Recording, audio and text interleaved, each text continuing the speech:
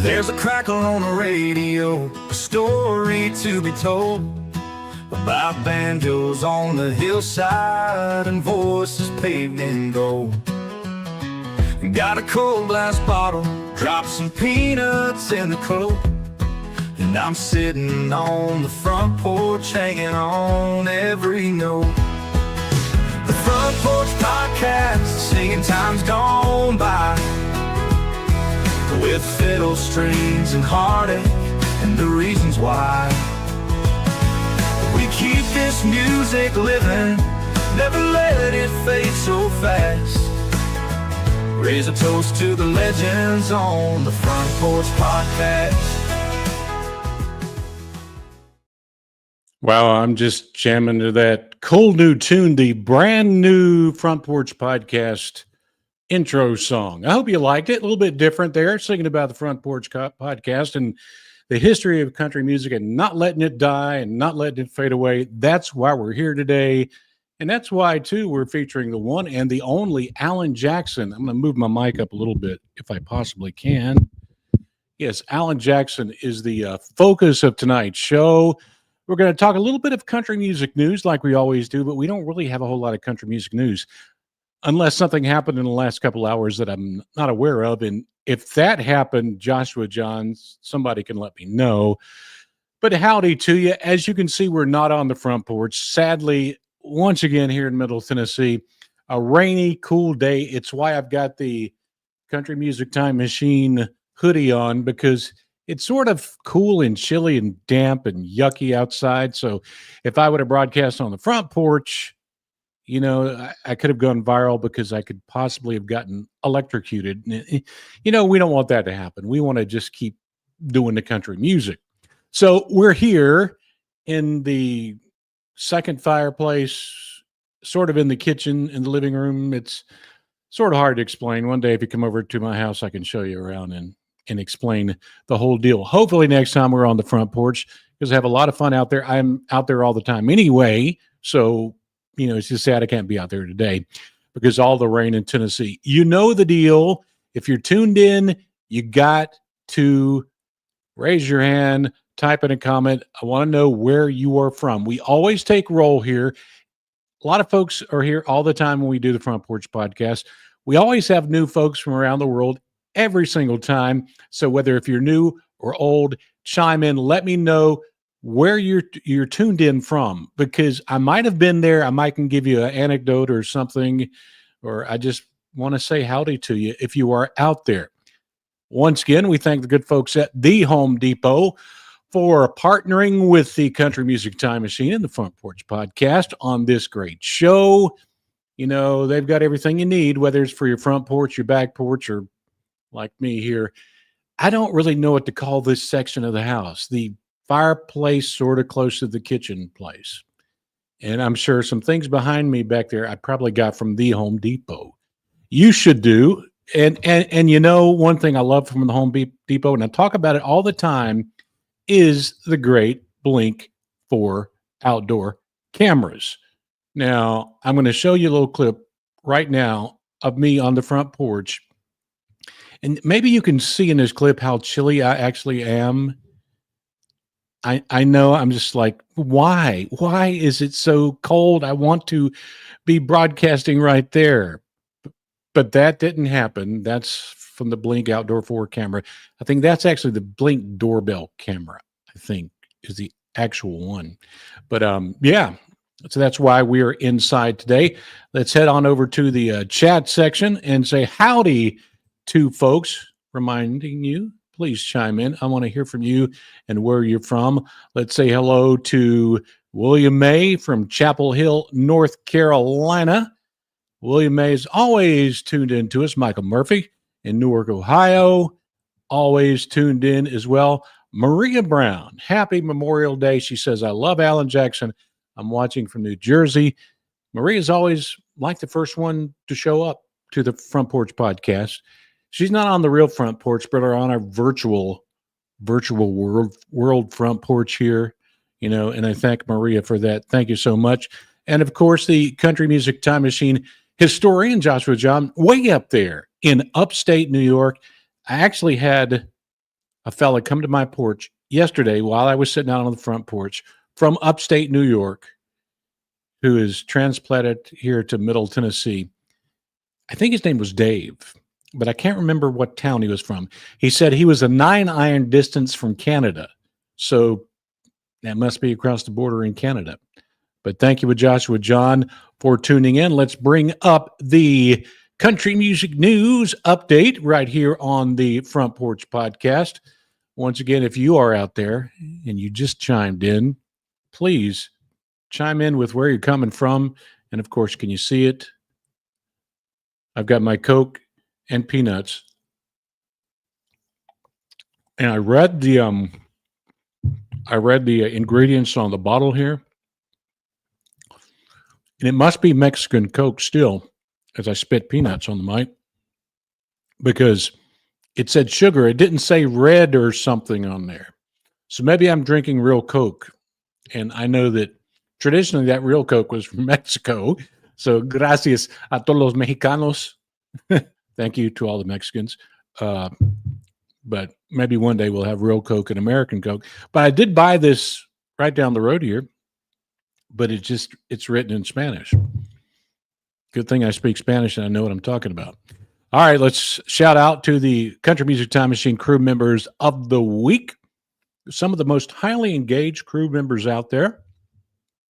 Saying howdy to Turkey in the Hay, always tuned in. Hypermutt. I don't know who Hypermutt is, but Hypermutt is tuned in, and he was tuned in a lot to the Country Music Time Machine. We got thousands and thousands and thousands of views this week. Appreciate that so much. Maria Brown, of course, one of the big crew machine win members. If I can get out of my mouth, she's always around. She's always watching and commenting. We thank you for that, Maria. And 99 Tasman. I don't know if 99 Tasman has ever been on here before, but 99 Tasman, we thank you so much. Let's take a look at some of the comments of the week. And I love this comment. This is from Leslie Robert Smith. I think it means to say, because I actually looked some background of this person, Leslie and Robert Smith. Hi, Kevin, from Perthshire, Scotland. Your videos are brilliant. Now, it may not be Perthshire, Scotland. It could be Perthshire, Scotland, or Perthshire, Scotland. Because in and around Middle Tennessee, the folks that have lived here and born and raised here, they don't say Nashville. They say Nashville. Nashville. If they live in Shelbyville, it's Shelbyville. So I guess it's something like that in Scotland. I don't know how to say it right. So if anybody from Scotland or Ireland or England maybe knows how to pronounce Perthshire, let me know. All right. I released a video yesterday, a trailer about what I've got coming up on Monday. As Maria has already told us, Monday is Memorial Day. It's a day here in America that is very important and very special to us. It's the day that we remember the Americans who died in military service of their country. As a fella who was stationed overseas for 23 years and had U.S. Marines watching my back and when I was in Iraq, saving my butt a few times, I appreciate them. I appreciate all veterans. And Monday, we honor on Memorial Day the veterans or the military personnel who died. Now, on Monday, I'm going to have a more patriotic video coming out closer to July 4th. But on Monday, I'm doing the second edition of the Summer Song series. I did one last year about some of the best country summer songs ever to be made. And we're going to feature more of those. You can see the thumbnail on the screen, but boy, did I piss off J-Cat. J-Cat says, I am boycotting this one based on the thumbnail. Now, I got to try to figure out why the boycott is happening. Is it happening because I've got a bottle of peanuts and Coke on there? Is it happening because of the redneck dude on his zero-turn lawnmower? I got a feeling that's probably the biggest reason, maybe, or J-Cat just giving me crap. I don't know.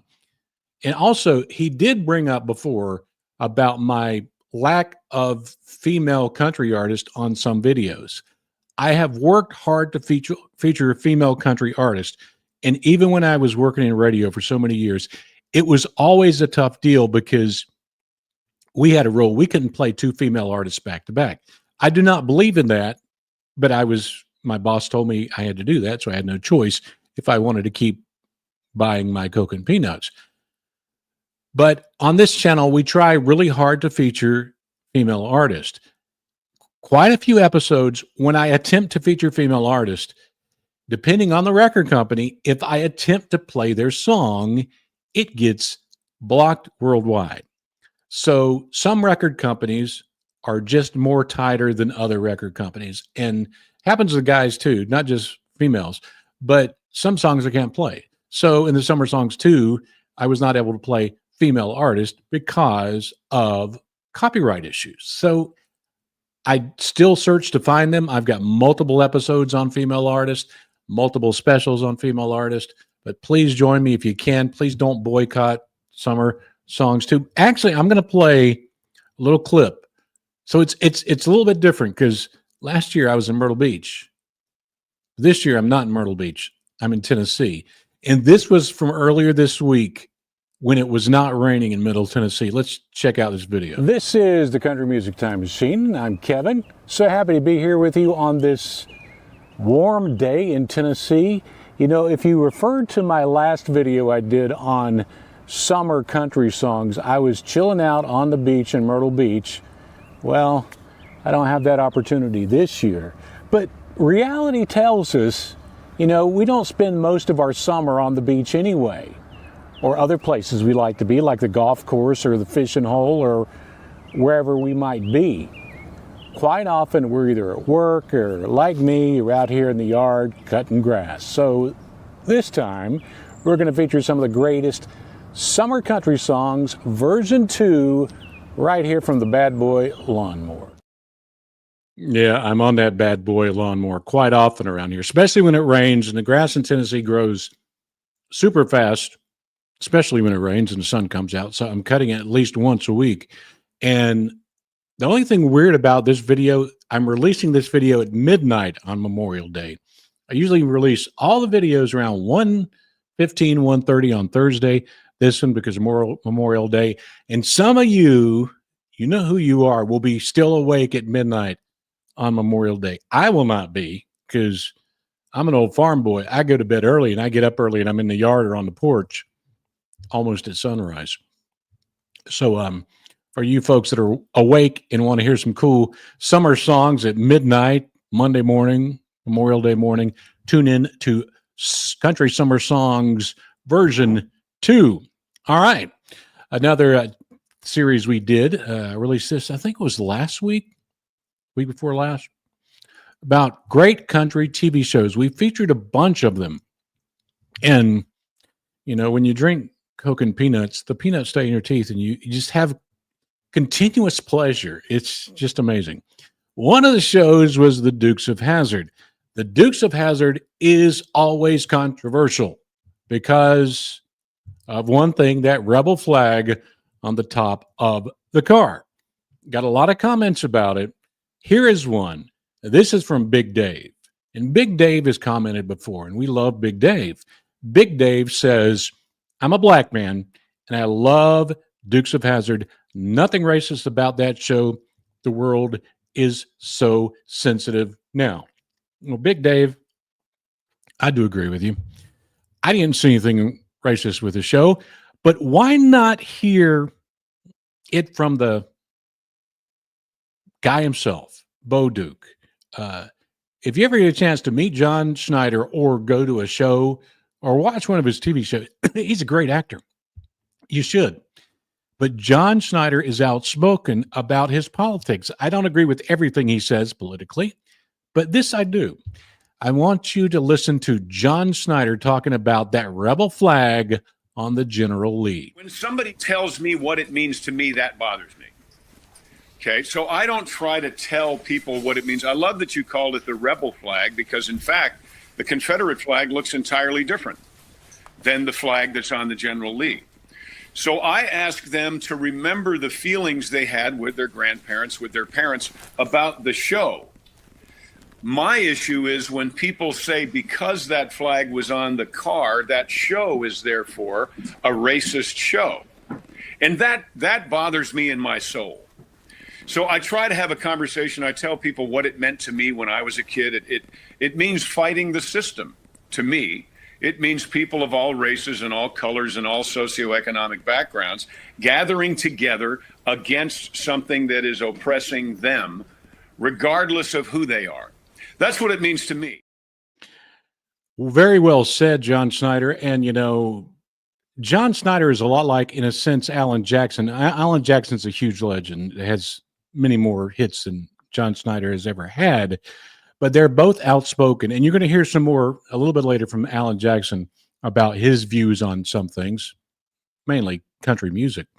But yeah, it's always a controversy.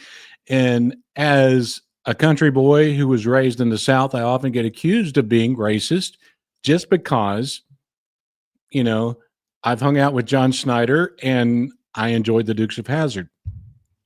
Well, that shouldn't make me racist, because the show just wasn't racist. It was just a silly, fun, comedic TV show of the era. So here's another comment. This comes from Thomas Hallman. He says, I love the Dukes. Screw the woke and NASCAR. Wow. Thomas is wound up now. You know, people can get really wound up politically. That's why I try my best to avoid that when I possibly can. Sometimes in country music, you can't avoid it. But he is wound up. He says, I love the Dukes. Screw the woke and NASCAR. Wait, stop right there. We still got good folks in NASCAR. Look at on the screen right now. You see, as I look down, that is the one and only Ross Chastain, the Watermelon Man, a country boy himself, country watermelon farmer from Florida. So yeah, we still got some country boys in there. You know, I don't know if Rowdy Kyle Busch is a country boy. I don't actually remember where he's from. But he does things the way he wants to do them. He's one of the most entertaining guys in NASCAR. So we still have old school in NASCAR.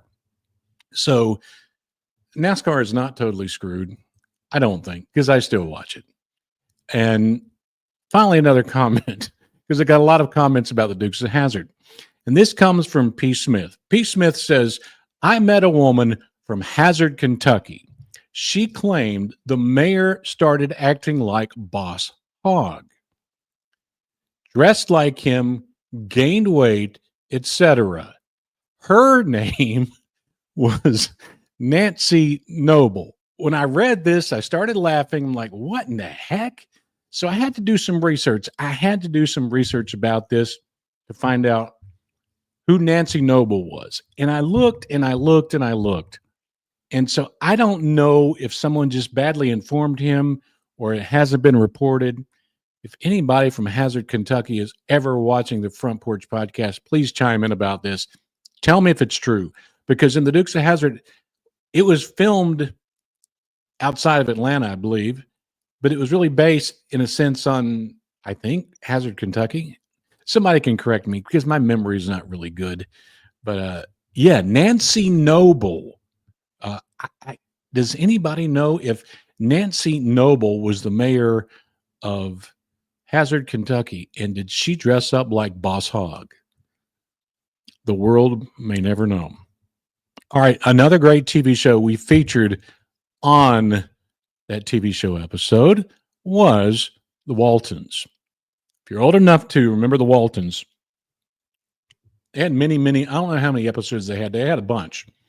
We always watched it, and one of the big reasons we always watched it was the ending, because at the end of the night, they must have had microphones and amplifiers in each bedroom because everybody said goodnight to everybody, unless they were sleeping in the same bedroom.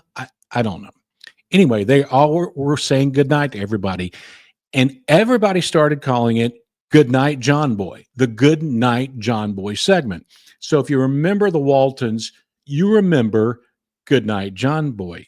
And John Boy was Richard Thomas. John Boy, or Richard Thomas, went on to act in some other great shows, including The Americans. If you ever watch that show, it's pretty good. As a guy who worked in Russia for a while, there's some truths in that show. But Richard Thomas has been outspoken about what it was like being John Boy and the Good Night John Boy segment. Here's a little clip of John Boy himself talking about John Boy. What can you say about it? It's a hideously overused word, but it's some sort of an iconic thing. You know, it's identifiable, and because I'm John Boy, Good Night John Boy has always been with me, and I love it. If I hadn't felt the way I felt about the show, there would probably still be some weirdness around that. But in truth, it's nothing but wonderful. So it's a pleasure. I enjoy it now. I take a lot of pleasure in it. Well, thank you there, John Boy, or Richard Thomas. He's also a great voice actor, too. Great actor. Another comment, wonderful show. Nothing but pure garbage and garbage actors with no talent on TV today. Well, in general, I agree with that.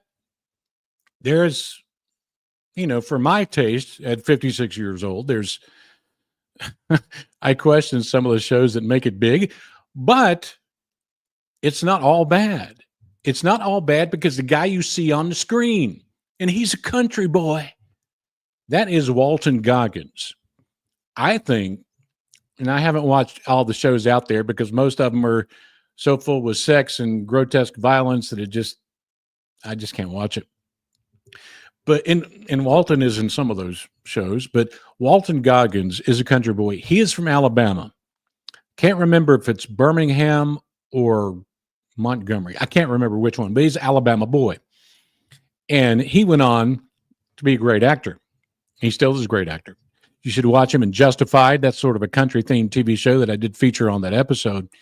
And I actually did watch this show because I think one of my daughters forced me to. He's in a show that came out last year called Fallout.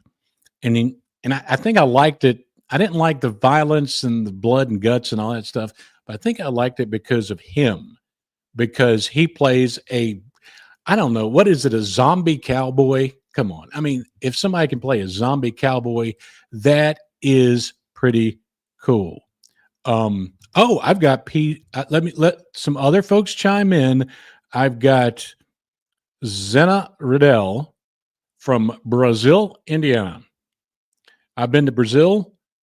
I've been to Indiana, but I've never been to Brazil, Indiana. But thank you, Zena, for tuning in. Appreciate it.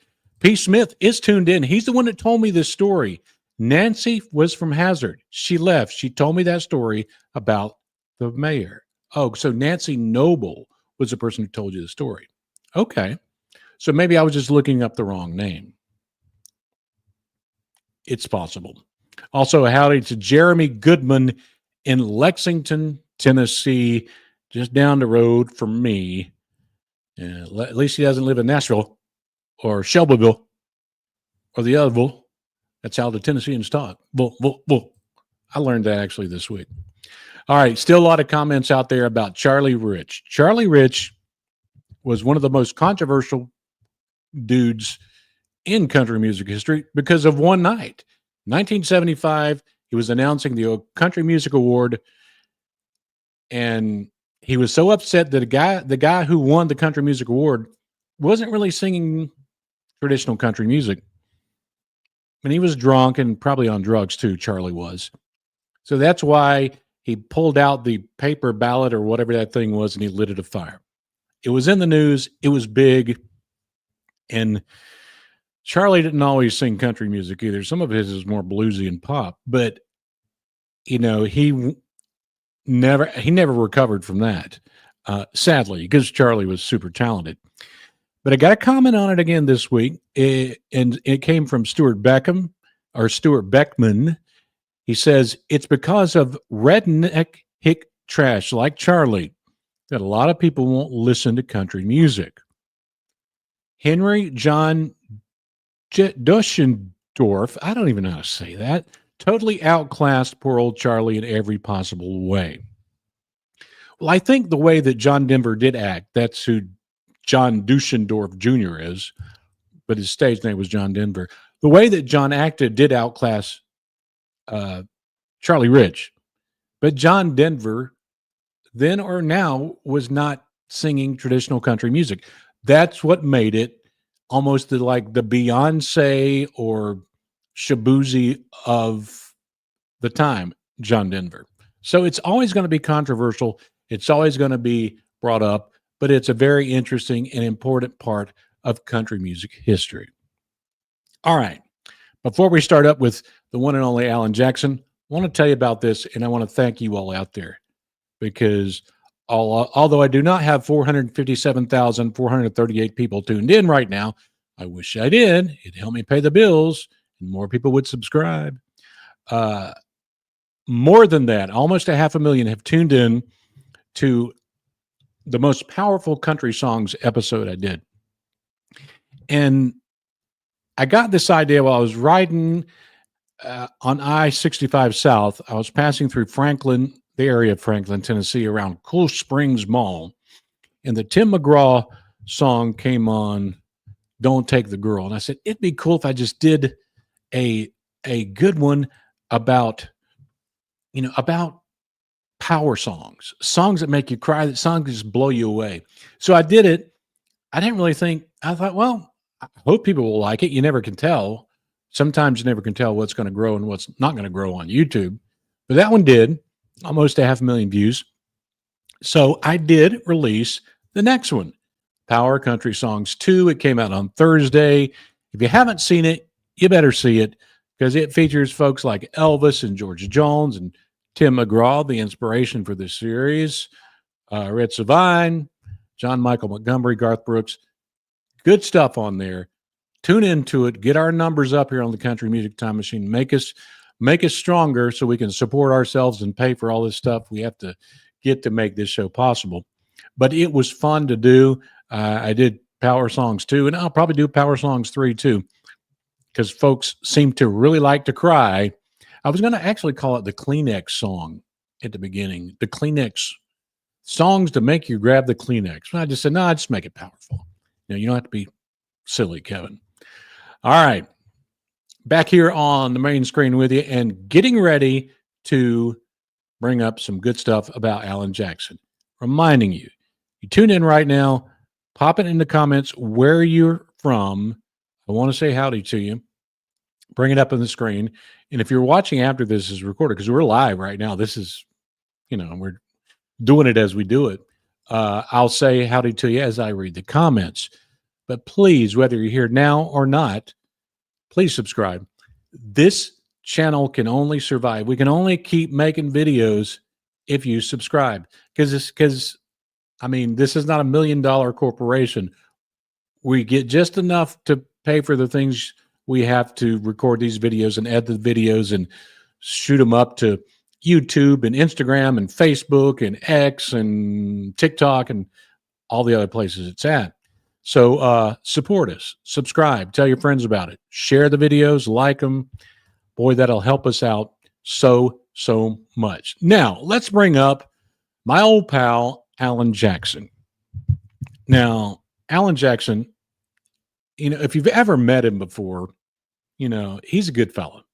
He is one of the probably most down-to-earth fellas I've encountered in country music history. He was I first met him at the peak of his success in the 90s, and I introduced him on stage.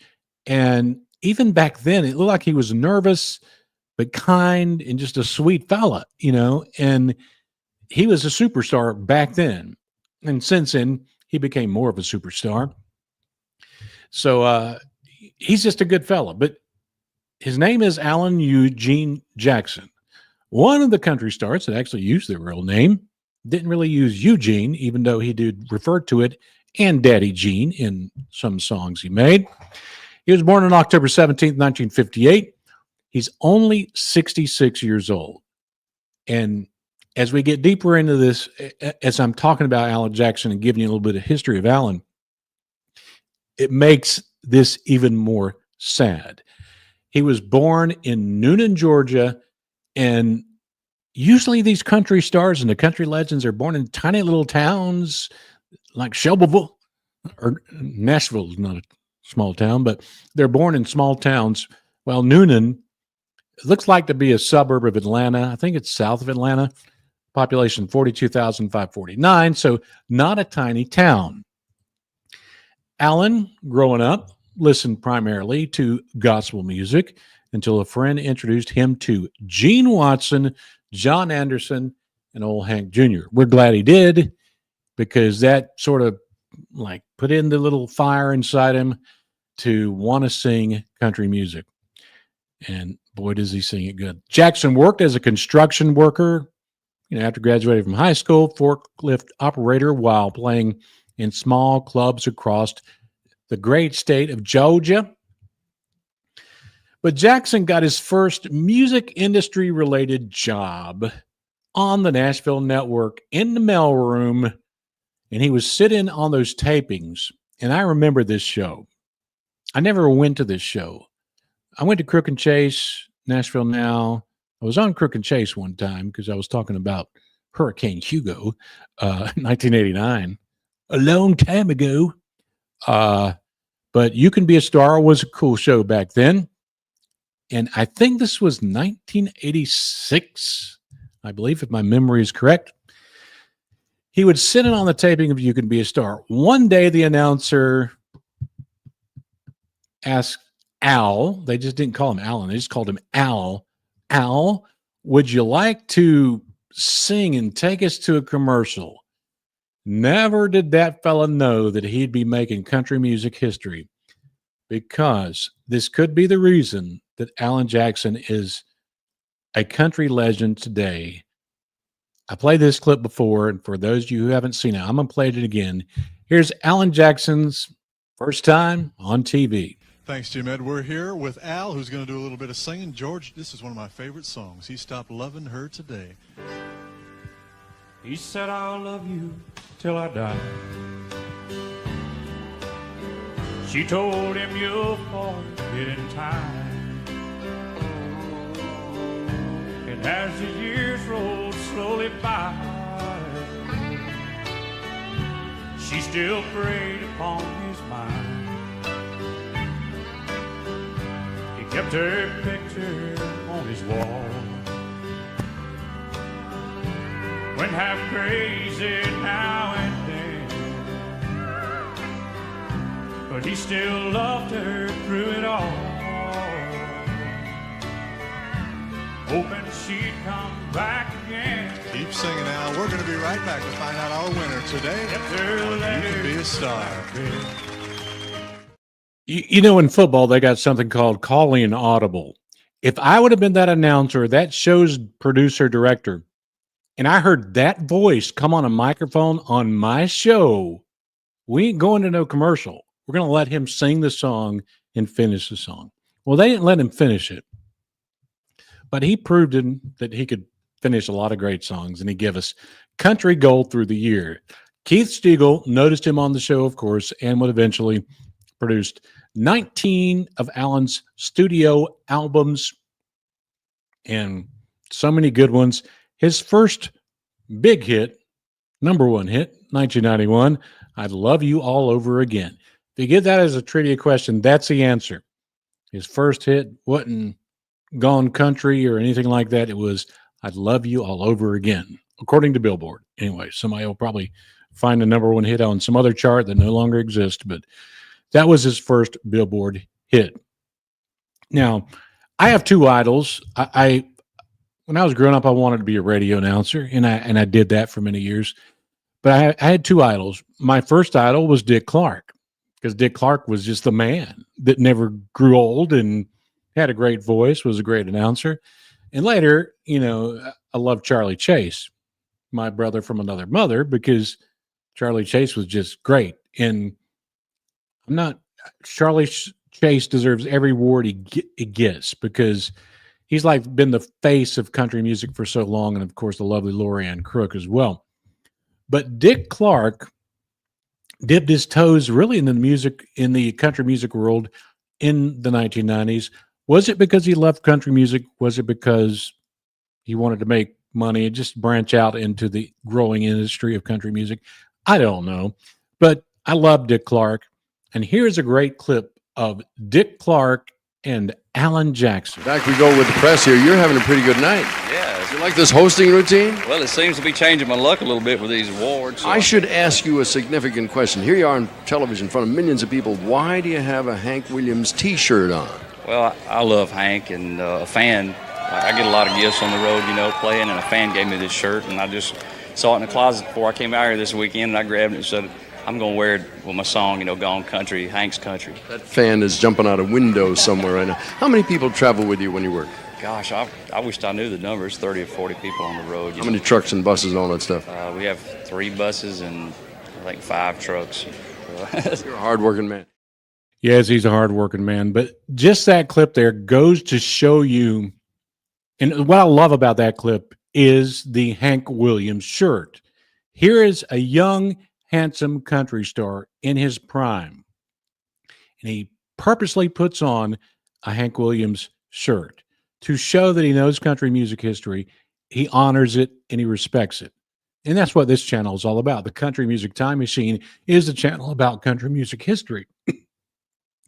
We don't really focus a lot on Jelly Roll or Morgan Wallen and the new folks, even though they do come up sometimes. We focus on the wonderful history of country music, and Alan Jackson focused on that. But that night wasn't all wine and roses, as they say. The 1994 CMA Awards show went down in history about the fake drummer. You see it in this picture here. Alan is playing, and there's a drummer behind him, and there are no drumsticks. Now, I'm going to bring up this video so you can watch it. I think I can talk while this video plays because it has no audio. Because if I play the audio, I'll get in trouble, and the YouTube police come and arrest me and take me away. Okay. He did this because they wanted him to play music with backing tracks. They did not want him to play live. Alan Jackson is a singer and a musician and a country music great. He wanted to give the fans what they came for, not something fake. So he basically gave the figurative middle finger to the country music industry and said, well, if you're not going to let us play our instruments, we're going to fake them too. So you see the drummer in the background back there just pounding away at the imaginary drums. And Alan knows it's happening. And you see the look on his face. And here, just a second, he's going to be almost cracking up because he knows he's like giving one to the fancy people in Nashville saying, yeah, that was something else. I'll come back to the screen now, but yeah, Alan wanted to keep it real. And that's one reason I love Alan Jackson, because he is real as you can get, and he is as country as you can get. He knows that's what made him big. He knows that's what made him millions of dollars. And he knows that's what brought pleasure to so many country music fans all over the world.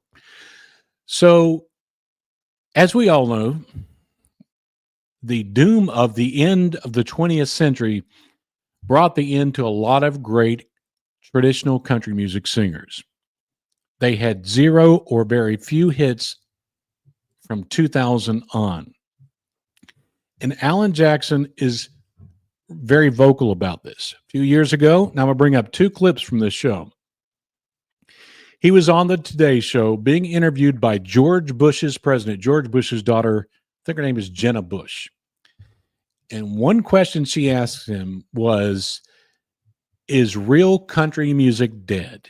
Now, please pay attention here and listen to Professor Alan Jackson as he explains it to her. Well, I think real country music is really not part of mainstream country music anymore. I mean, and I don't want to sound like an old bitter country singer, but it's a different generation. They like what they like, and the fans like what they do, and there's still some good music out there, but there's really no, in my opinion, there's no real country music where, I mean, even though the instruments are going away, you know, the steel and the fiddle, and I wrote a song about that on this album, but it wasn't, my song on that album wasn't to condemn what everybody's doing. It was just my love for the music and my it was like a heartbreak song. It was like a lost love song that I miss that, and that's what I was writing about. But yeah, I mean, there's a lot of great artists out there now, and I just don't think there's any real country music left. I think there are young people, young artists that love that kind of music, and that are wanting to make it and wanting to write it. But and I'm not that up on the business anymore, what happens, but I feel like they're not getting a shot at record labels, or the radio stations won't play. Yeah, and that is a sad thing. Being in and around Middle Tennessee here, and being quasi in and out of the Nashville country music industry here, and having friends that work deep inside the country music industry, what he's saying is 100% true. Things over time do change. New styles come, old styles go, and quite often those old styles return. The two problems happening in today's music is the infusion of pop artists into country, that some of them are not singing country music, but they're singing a slimmed down version of pop music. And also AI, the artificial intelligence, being involved to create music. As you heard at the beginning of this, to create a decent country song, you don't need a human being. You just need a computer program, and it can do it for you. And when the record company folks know that, they can make a killing. They don't need humans to do it. Or they can just find a good-looking human and fake that voice out enough to make it come across as a good voice. So yes, I feel for Alan. I know where he's coming from. But I still refuse to think country music is dead, because that has been mentioned so many times over the years, not only about country music, but other genres, pop music, rock music too. I don't think it's dead. I think it's going through an identity crisis, and as long as it doesn't get so diluted that we lose it, I think we're going to be fine.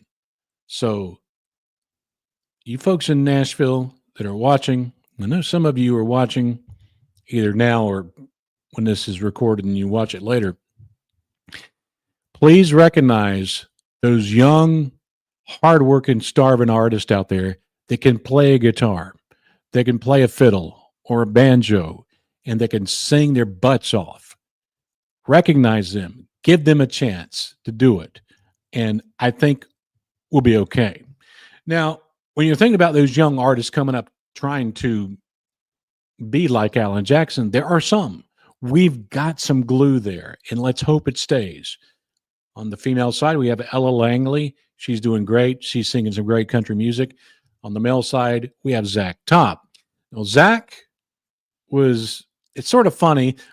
Of course, a radio station would do this, but radio station 93.7 JR Country had this thing come out a few months ago saying that Zach Top is Alan Jackson's son. Well, they do sort of favor each other, and they look like each other, and there are some similarities in their vocal abilities as well. And Zach Top is a country singer, even though he's not from Georgia like Alan. He's a country singer, and he sings well. He's already had his #1 hit. Let's hope he has many more. But Alan Jackson was a huge influence on Zach Top. And it's good to hear younger artists come across nowadays and brave enough to say that they were influenced by Alan Jackson or George Strait. Let's see what Zach Top has to say about this. And just remember, Zach did some shows with Alan. So here's Zach Top's feeling about Alan Jackson. I'm pumped. It's so cool. He was a huge musical influence on me, big musical hero, obviously. There's not many people left alive that I would be starstruck by. He is one of them. It'd be really cool, kind of passing of the torch moment, if you will. Him on his last tour and me kind of just starting out. So very, very happy and honored that we got that call and excited to do some shows with him. Well, Zach Top, all I can say to you, brother, is keep the music going and carry that torch to the future, my brother. And let's hope that you can be one of those that can bridge that gap after we lose our ability to get anything new as far as music from Alan Jackson. That brings us down to why. Alan Jackson is only 66 years old. That's only 10 years older than I am. Why is he leaving? Well, Alan Jackson didn't announce a while back that he's got some medical issues. He did his last show not long ago, but a lot of folks don't totally understand what his medical issues are. And I'm going to give Alan Jackson, once again, from the Today Show with Jenna Bush, to give his how can I say this? His version of what's going on with him and why his career is gradually coming to an end. Let's bring up the Today Show. I've been reluctant to talk about this publicly and to my fans, but it's been a while, and it's starting to affect my performance on stage a little bit, where I don't feel comfortable, and I just wanted the fans and the public to know if they've come to see me in the last few years, or if they come to see me in the future, if I play anymore, what's going on. I don't want them to think I'm drunk on stage, because I'm having problems with mobility and balance, and I have this neuropathy, a neurological disease. It's genetic that I inherited from my daddy. It's called CMT, ironically enough, because CMT was the big part of my career. I made more music videos than anybody in the industry, I think.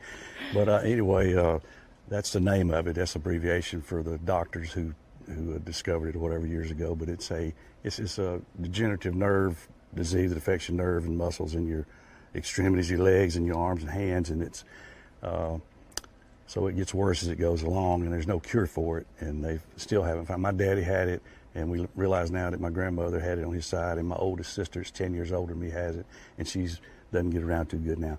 But it's been affecting me for years, and it's getting more and more obvious. So if anybody asks you, or, there's a lot of rumors and bad rumors, and even on the internet, people are screwed up. Some people do it to get clicks saying what's wrong with Alan Jackson. You just heard it from Alan Jackson what his problem is. Basically, a hereditary family medical issue that is causing him to slow down his career. And, that's probably why he's so outspoken about the history of country music and the future of country music.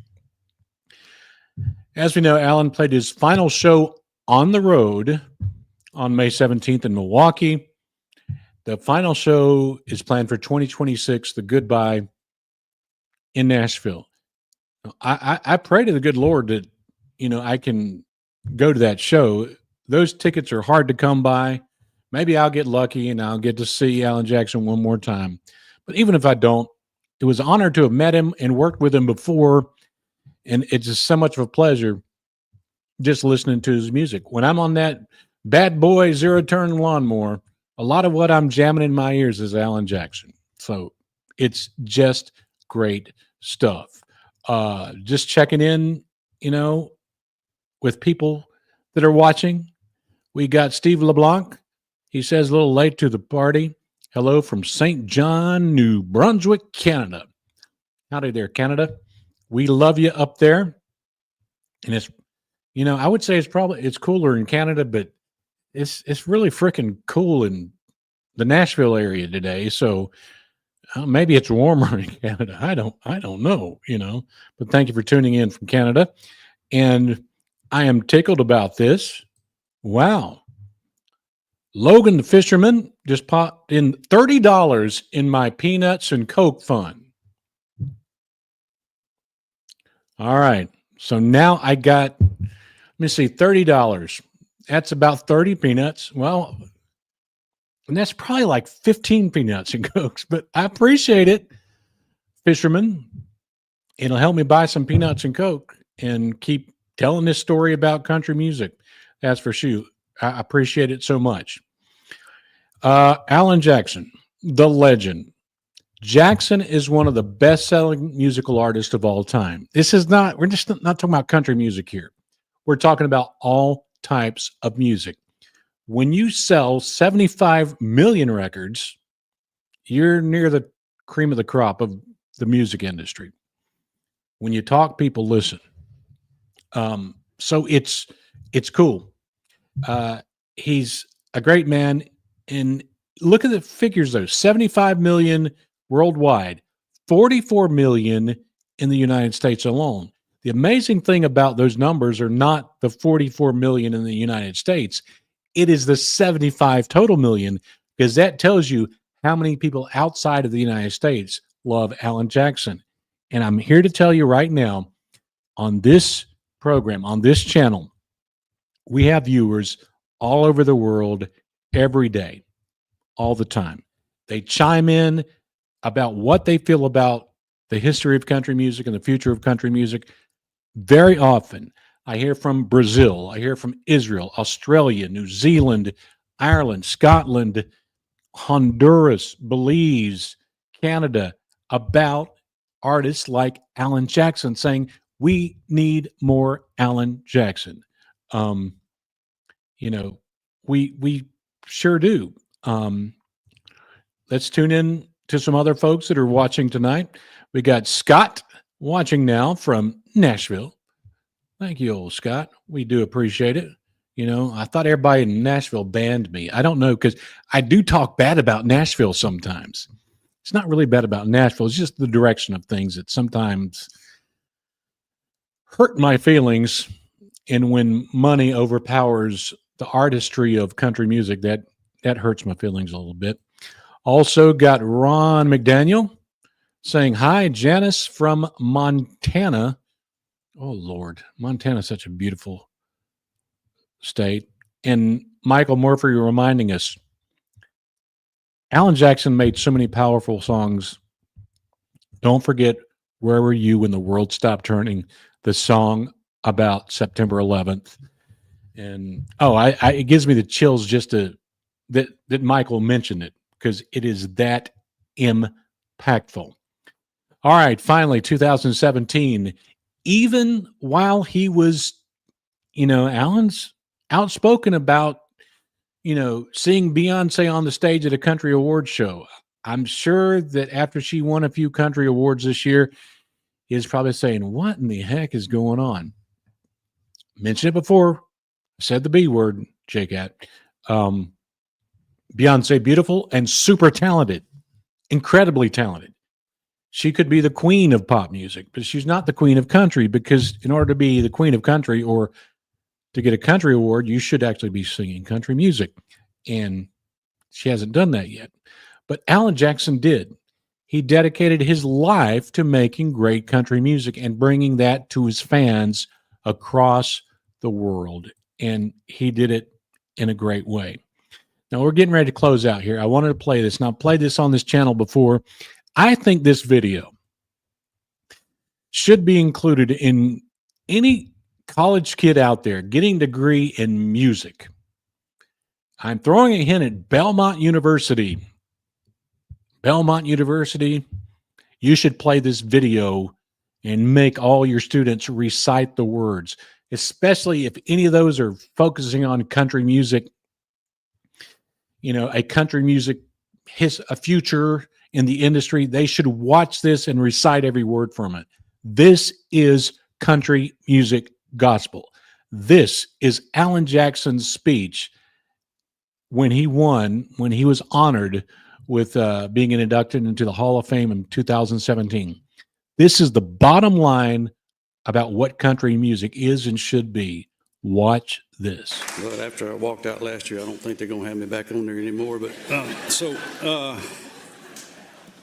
anyway, I just love real country music. And George Jones, he told me that first time I met him, keep it country, and that stuck with me. And I would have done it anyway. But it just meant so much coming from him. And I just hope that there's going to be some young people coming along that will really care as much about it as I have and try to keep it alive. It's going to be hard today. You won't hear it on the radio probably anymore, but it's still a lot of people out there, young and old, that want to hear what I call real country music. And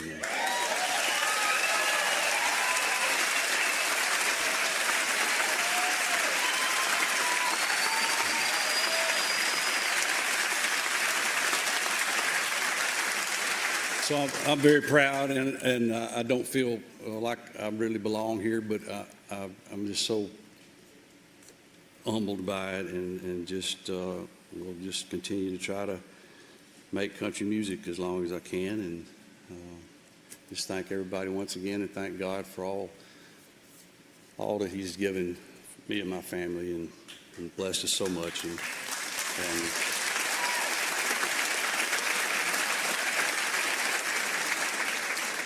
I think that's all I'm going to say. Thank you so much, Alan Jackson. Thank you for just decades of great country music. Thank you for keeping that torch rolling. You know, you had the country folks back in the early days in the 40s and 50s when we went from like George Jones to Johnny Cash to, you know, Randy Travis, Keith Whitley, who is not with us long enough. And Alan Jackson took up that torch along with folks like George Strait and kept it rolling all the way to today. Let's hope it keeps rolling forever in the future. So, Alan Jackson, we salute you. We love you. And we hope your health, you can manage what you've got going on. But we've got your music. We love you. We look forward to seeing you next year when you do your final show, because you are, Alan Jackson, a true country music legend. That's all for the Front Porch Podcast. We've almost rounded out about an hour here tonight. Don't forget, Monday is Memorial Day. It's that time we honor, think, and pray about the great military personnel who died for those folks here in America to give us a future. We thank them. We always do. And we honor them on Monday. Check out Summer Songs 2 coming out Monday at midnight. Or actually, Sunday night, Monday morning at midnight. Until next time, thank you all for tuning in from all over the country. And I got some folks I see on the other side from all over the world tuning in. Thank you all so much for your comments, your support on this channel, for subscribing. We love you. God bless you. This is Kevin. Let's keep it country right here on the Country Music Time Machine. There's a crackle on the radio, a story to be told about banjos on the hillside and voices paved in gold. Got a cold glass bottle, drop some peanuts in the coat, and I'm sitting on the front porch hanging on every note. The Front Porch Podcast, singing times gone by, with fiddle strings and heartache and the reasons why. We keep this music living, never let it fade so fast. Raise a toast to the legends on the Front Porch Podcast. The Front Porch Podcast, singing times gone by, with fiddle strings and heartache and the reasons why. We keep this music living, never let it fade so fast. Raise a toast to the legends on the Front Porch